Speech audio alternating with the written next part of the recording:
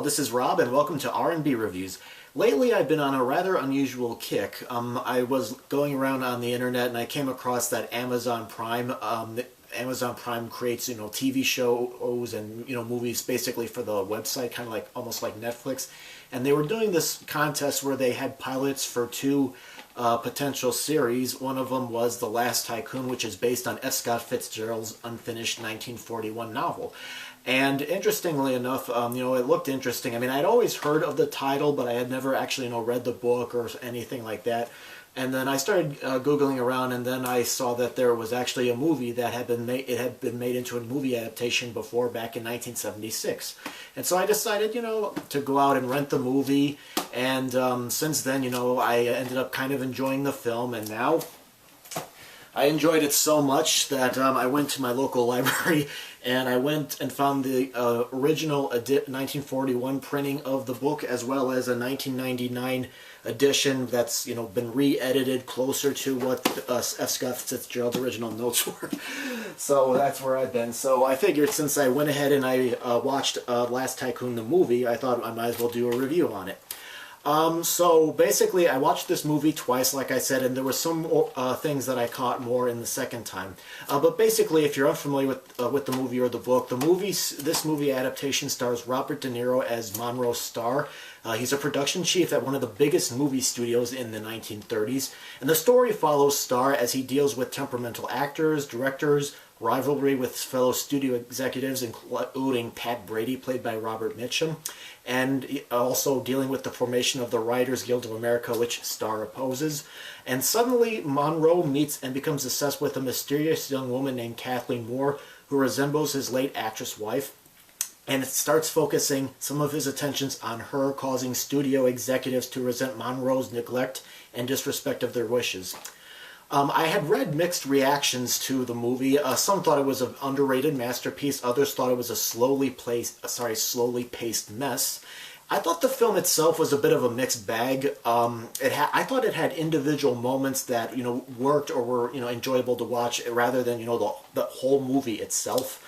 The movie, I thought, did a good job at recreating scenes from black and white movies for various scenes. Like, there's scenes where Monroe is watching, scenes in like the screening room to see what works and what have you. And I figured the movie was directed by Elia Kazan, who directed On the Waterfront and A Tree Grows in Brooklyn. So he had worked on these types of films before, and they looked like they could have been taken out of the actual film. The movie was also produced by Sam Spiegel, and the adaptation was written by playwright Harold Pinter. Acting-wise, I thought the movie there was great acting, mainly from the male cast members. The movie features what was then considered old Hollywood and new Hollywood actors. I mean, you had Robert De Niro, Robert Mitchum, Jack Nicholson is in here as a union organizer for the Writers Guild.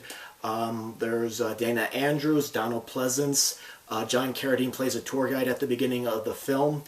And there's I don't know if I'm pronouncing it right, there's Jeanne Moreau. She plays a diva actress in the film.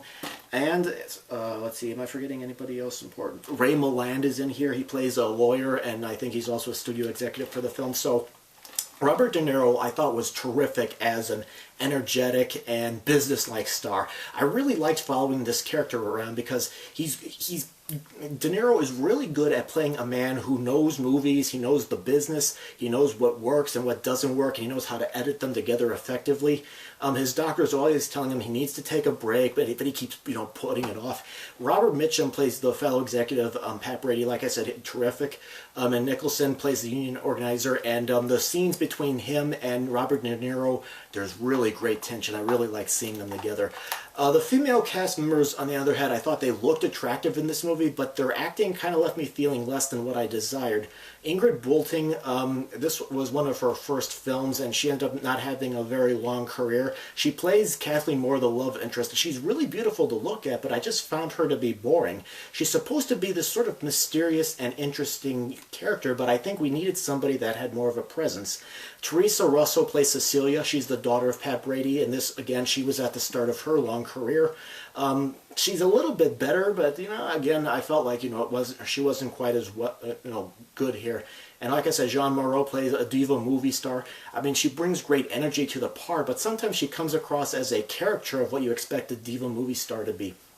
The dialogue itself, I thought, was a bit of a mixed bag. Sometimes the dialogue was really thought-provoking and really subtly suggesting things without actually saying them, but other times it could be very clunky and bland. For example, Tony Curtis plays an actor who there's a scene where he's meeting with Star to talk to him about some personal problems with him and his wife.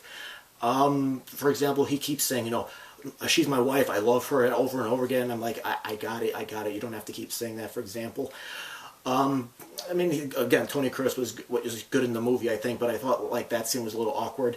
The studio scenes in this movie I thought were much better than the love story, which I was a little bit disappointed with, because the studio scenes, they're a bit satirical, and I found Robert De Niro's performance in them to be very appealing to me. But the love story with Star and Kathleen, which I think is very important because, it kind of frees them from the stress of running the studio, and I can see, so there's supposed to be like, a really strong, connection between the two of them, but I just didn't really feel it. I also sensed that there was supposed to be a power struggle between Starr and Brady, the studio executive, but I felt like it wasn't touched upon enough to make an impact. One of my favorite standout scenes from the movie is there's a scene where Starr is demonstrating what makes movies exciting to a novelist played by Donald Pleasance, who's struggling to adapt to writing screenplays. And another one is when Pat Brady, played again by Robert Mitchum, and other executives are arguing with Starr about Starr wanting to make what he calls a quality picture, and he doesn't care if the movie doesn't make a profit, which freaks out the other executives. The directing, for the most part, I thought was good, but again, I felt like Kathleen didn't come across as well as I thought she could have. And sometimes there's scenes where, like, again, getting back to that scene with Tony Curtis as the actor and Monroe Star, Robert De Niro, where he's talking about some personal problems. I felt like they were moving around just for the sake of moving around. I wanted to say, no, just leave them there. They're doing great, body movement with their faces and everything. Let them do that. I know it sounds like I'm knocking the movie, and I'm trying not to, but like I said, I think the movie is a mixed bag. There's some good stuff in here, and there's stuff. When I was watching this movie, I was like, oh, this is so close to being a masterpiece, being a great movie, but there's always some sort of element that pops up here and there that keeps keeping it from reaching that great level. Like I said, it's a mixed bag. I'd probably recommend this movie more to maybe fans of F. Scott Fitzgerald, or if you like thought-provoking movies, or if you like the history of, movie making 1930s. I'm not sure if I could recommend this to, regular moviegoers, but I mean, I'd say if you want to give it a try, give it a try. Like I said, for me, it was enjoyable enough to kind of recommend. So that's my review of The Last Tycoon. Alright, if you happen to have seen this movie, go ahead and post your comments, or if you end up seeing the movie after this review, come back, let me know what you thought of it, and thank you very much for watching.